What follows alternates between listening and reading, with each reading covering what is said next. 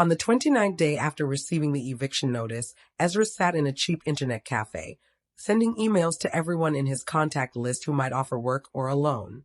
Miriam was now 3 months pregnant, the slight swell of her belly a constant reminder of his responsibility. They had sold most of their furniture and were sleeping on a mattress on the floor. Their belongings were packed in cardboard boxes, ready for a move they had nowhere to make. Ezra had applied for every job he could find, from office work to manual labor. He'd been offered a position unloading cargo at the docks, the same job he'd held when he first came to Lagos, but the pay wouldn't cover rent for even the cheapest apartment, let alone support a growing family. As he typed another desperate email, a notification appeared on his screen, a response from a former supplier who now worked for one of Lagos's largest technology companies. The MUN offered Ezra an interview for a junior sales position. The salary would be modest, but stable. Enough to rent a small place, enough to survive. Relief flooded through him. It wasn't what he had dreamed of, working for someone else rather than building something of his own, but it was a lifeline. He quickly replied, confirming he could attend an interview the next morning. On his way home, Ezra stopped at a small market to buy a celebratory meal with their last few naira. He selected Miriam's favorite fruits and a small piece of chicken they could stretch with rice. As he approached their apartment building, he allowed himself to imagine their future, modest but secure, their child growing up without the constant fear of eviction or hunger. It wasn't the mansion he had promised, but perhaps it was enough for now. He found Miriam sitting on the floor among their packed belongings, her face streaked with tears, a letter clutched in her hand. "What's wrong?" he asked, setting down the groceries. Wordlessly, she handed him the letter. It was from her school. Due to budget cuts, they were reducing staff. Miriam's position would end with the current term. The fragile hope Ezra had nursed on the walk home withered. Even if he got the sales job, they couldn't survive on one income, especially with a baby coming. And now, with Miriam unemployed, what landlord would rent to them? "I tried calling my aunt," Miriam said quietly. "She can't take us in. Her health is worse, and her place is too small." Ezra sat heavily beside her, the letter dangling from his fingers. Outside, thunder rumbled, another storm approaching. The rainy season that had once destroyed his market stall was returning, as if nature itself conspired against them. "Maybe my cousin in Abuja," Miriam continued, her voice strained with forced optimism. "She mentioned her neighbor might need someone to help with childcare. I could do that while you look for work there." Ezra looked at his wife, this strong, beautiful woman who had never complained, who had supported his dreams even as they crumbled one by one.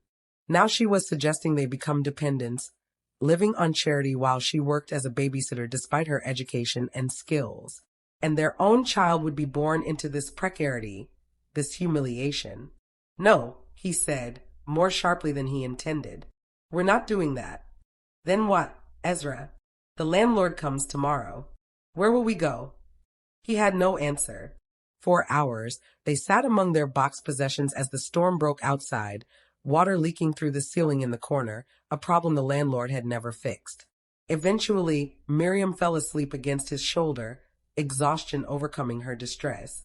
Carefully, Ezra laid her down on their mattress and covered her with their last good blanket. He watched her sleep for a moment, her hand curled protectively over her stomach even in slumber. Then he slipped out into the rain. He walked for hours, soaked to the skin, barely noticing the occasional car that splashed past or the few pedestrians hurrying to shelter. His mind raced through options, each more desperate than the last. Beg on the streets. Steal. The sales interview tomorrow suddenly seemed a cruel joke. Even if he got the job, it would be weeks before his first paycheck. They needed money now. "I would do anything," he whispered to the empty street. "Anything to give her the life she deserves." The rain intensified, drumming against his skull like an answer to a prayer he hadn't consciously made. Lightning split the sky, illuminating a figure standing at a crossroads ahead, a tall man in a perfectly dry suit despite the downpour, watching Ezra with curious eyes. Later, Ezra would wonder if the man had actually been there at all, or if desperation had conjured him from the storm and shadows. But in that moment, as the stranger smiled and said, "I represent people who can solve your financial difficulties," Ezra felt only a surge of desperate hope. "Who are you?" Ezra asked, rain streaming down his face. Someone who recognizes potential, the moon replied, his voice somehow clear despite the storm. Someone who can offer you a way out if you're willing to pay the price. What price? Ezra demanded. I have nothing left to give. The stranger's smile widened. That, Mr. Ademola, is where you're wrong. You have something very valuable indeed. He extended a card, black, with an address embossed in crimson. Come tonight at midnight if you want to change your life. Come alone. Before Ezra could ask more questions, another lightning flash blinded him momentarily. When his vision cleared, the moon was gone, leaving only the card in Ezra's hand, somehow dry despite the rain still pouring around him. He should have thrown it away. Some part of him knew this even as he slipped the card into his pocket. But drowning men don't question the hand that offers rescue, even when that hand reaches out from shadows best left undisturbed. The address led Ezra to an abandoned colonial mansion on Victoria Island, a relic from another era surrounded by modern developments. Once grand, the property now stood in disrepair behind rusted gates and overgrown gardens. In daylight, it would have been clearly uninhabitable. In the midnight darkness, illuminated only by a half-moon emerging from dispersing storm clouds, it seemed to pulse with unnatural life. Ezra hesitated at the gate, the black card clutched in his damp hand. He had left Miriam sleeping, telling himself he would return with hope or not at all. The sales interview was still scheduled for morning, a thin thread of conventional possibility. He could turn back now, face tomorrow with dignity if not certainty. As if sensing his hesitation, the gate swung open with a low creak. No one was visible in the overgrown driveway beyond. This is madness, Ezra muttered to himself, yet his feet carried him forward as if pulled by an unseen force. The front door of the mansion opened as he approached, revealing a dimly lit foyer. Inside, contrary to the exterior decay, the mansion appeared meticulously maintained. Marble floors gleamed, crystal chandeliers sparkled with candlelight, and antique furniture stood in perfect arrangement. The contrast was so jarring that Ezra wondered if he had somehow entered a different building entirely. Welcome, Mr. Ademola, said a voice from the shadows, the same voice from the street. The tall man emerged, now dressed in a crimson suit that seemed to absorb rather than reflect the candlelight. We've been expecting you. Who is we? Ezra asked, fighting the urge to retreat. The Crimson Circle, the Mun replied with a slight bow. Those who understand that certain exchanges transcend ordinary commerce. He gestured toward a set of double doors. My associates await. They rarely meet with candidates directly, so consider yourself privileged. Candidates for what? The man's smile revealed teeth too white, too perfect. For transformation, Mr. Ademola. For the life you swore on your parents' graves to achieve. Ezra's blood chilled. He had never told anyone about that private oath. How do you? We know many things, the Mun interrupted smoothly. About your past struggles. About your pregnant wife. About the eviction notice. About tomorrow's interview that will lead nowhere because the position was filled this afternoon. He paused, allowing the implications to sink in.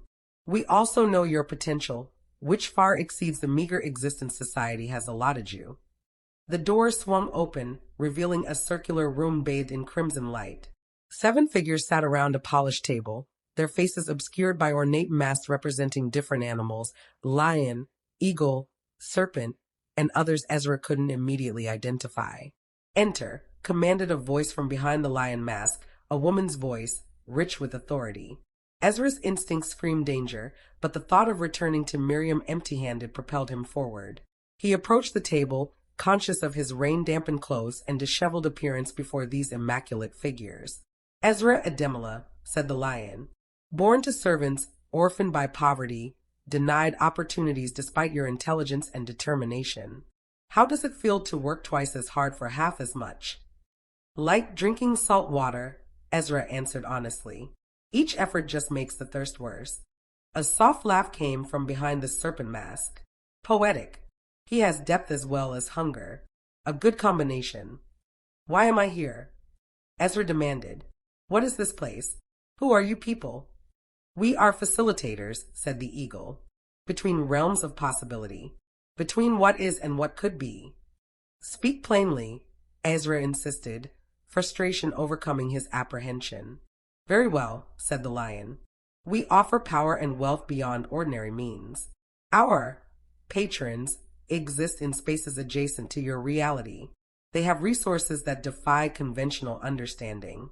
In exchange for certain sacrifices, they can rewrite the trajectory of a life. You're talking about spirits, Ezra said flatly. Juju. Witchcraft. Such limited terminology, sighed the serpent. We deal in spiritual transactions, yes. Energy exchanges that transcend physical limitations. And what would I need to sacrifice? Ezra asked, surprising himself with how seriously he was taking this bizarre conversation. My soul. The masks rippled with silent laughter. So dramatic, said a figure wearing a hyena mask. No, nothing so abstract. Our patrons deal in potentialities, in futures that might have been. The lion leaned forward. You want wealth and success, yes? Empire building requires resources. Our patrons can provide what you need, but they require sacrifice of potential for actualized wealth. What does that mean? Ezra pressed. It means, said the serpent, that you must surrender something that could generate future possibilities. Not your soul, not your life, not even your love. Your wife's womb, the lion said directly. The potential life it could create. Ezra recoiled. You want me to make my wife barren? In exchange for money. Not precisely barren, the eagle clarified. But the children you might have had together, that potential would be redirected to fuel your success. A transaction of futures. This is insane, Ezra said, turning to leave. I'm not selling my unborn children for cash. What about the child already growing? Asked the hyena softly. The one whose future you cannot secure. The one who will be born in a shelter or on the streets if you leave now. Ezra froze. We've seen your child's future without our intervention, continued the hyena. Sickness, hunger, eventually an early grave, like your parents. And Miriam, her spirit broken by watching her baby suffer while you fail again and again to provide.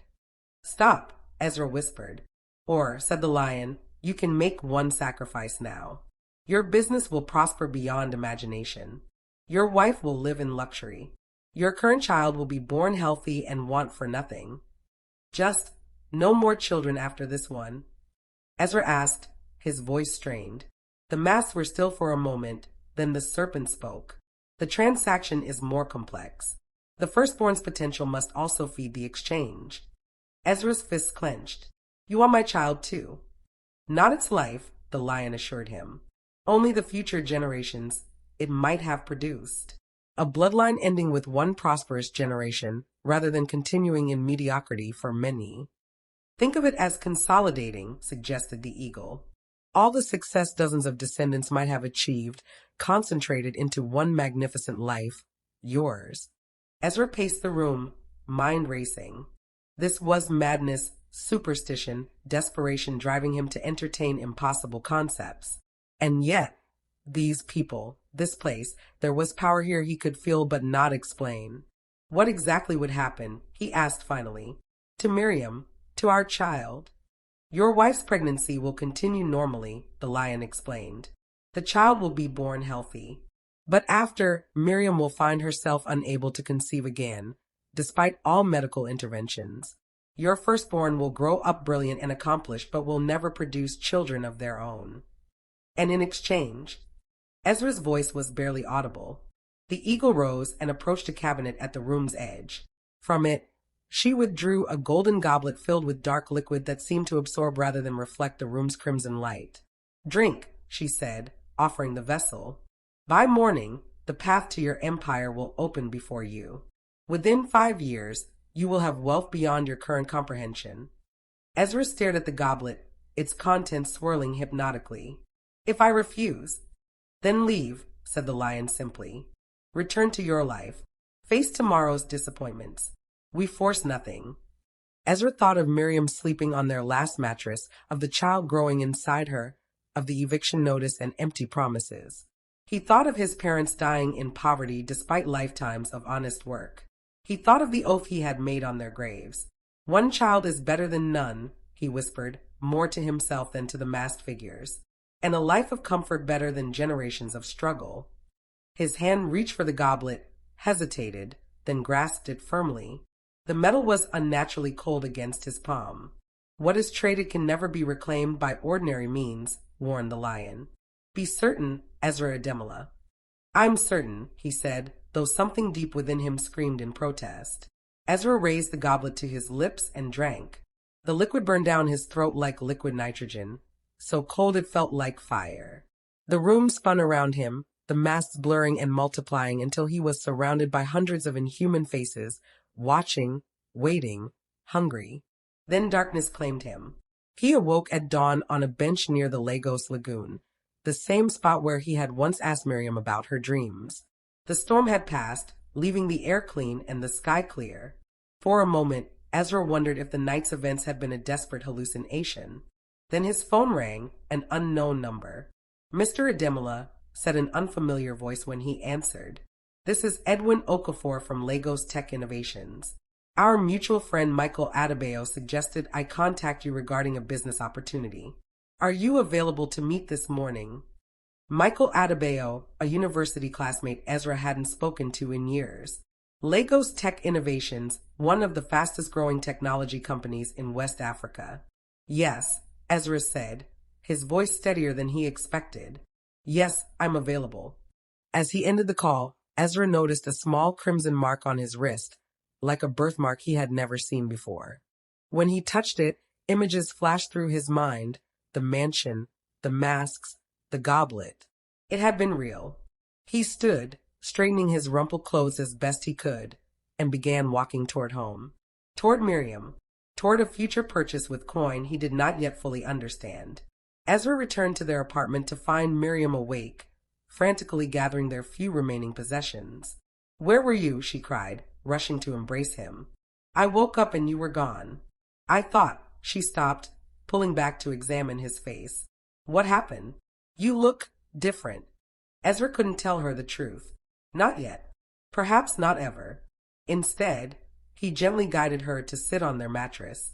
I have good news, he said. I've been offered a meeting with Lagos Tech Innovations this morning. It could be a real opportunity. Miriam's eyes widened. The technology company? How? An old university contact recommended me, Ezra said, the partial truth coming easily. I need to clean up and get there by 9. But the landlord. Here, Ezra interrupted, reaching into his pocket. His fingers touched something that hadn't been there before, a thick envelope. He withdrew it, trying to hide his own surprise at finding exactly what he needed. Inside was cash. More cash than he had held in years. Enough to cover their overdue rent and 2 months in advance. Where did you get this? Miriam whispered, staring at the money. Ezra swallowed. I did some work. For my contact. A favor that paid well. It was the first of many lies he would tell her in the years to come, each one a brick in the wall between what she knew of him and what he had become. Miriam didn't press for details. Perhaps she didn't want to know. Instead, she helped him prepare for the meeting, heating water for him to wash, ironing his one good shirt. As he dressed, Ezra noticed the crimson mark on his wrist had faded to a pale scar. He covered it with his watch, the cheap one he'd had for years, whose ticking suddenly seemed louder, more deliberate, as if counting down to something he couldn't yet see. You'll get this job, Miriam said with certainty as she straightened his collar. I feel it. Things are changing for us. Her faith in him, once warming, now burned like acid. What would she say if she knew what he had traded for this chance? If she knew that the child moving inside her would be their only one, not by nature's whim but by his choice? I love you, he told her, the words entirely true yet somehow insufficient. The meeting at Lagos Tech Innovations wasn't for a junior sales position as Ezra had expected.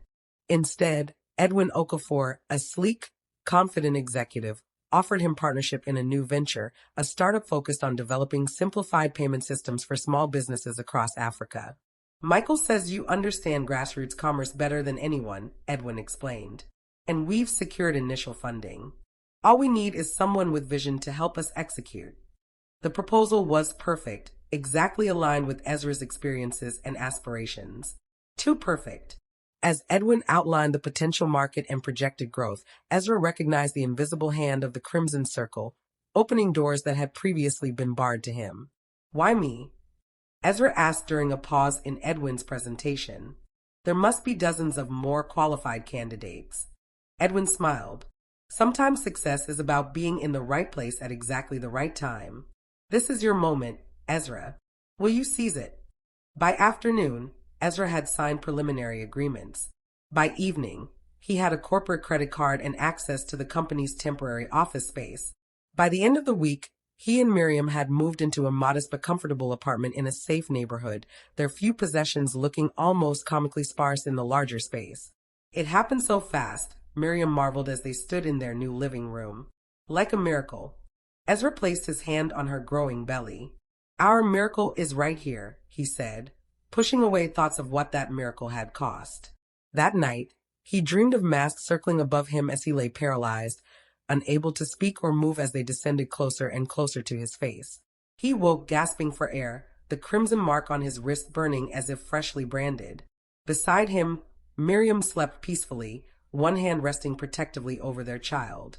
Ezra watched her until dawn broke, wondering if what he had done was protection or betrayal, and knowing, with growing certainty, that he would never be able to undo it. Watch out for next episode. Thank you for watching. Don't forget to subscribe, like, drop your comments, and share with your loved ones. See you in the next video.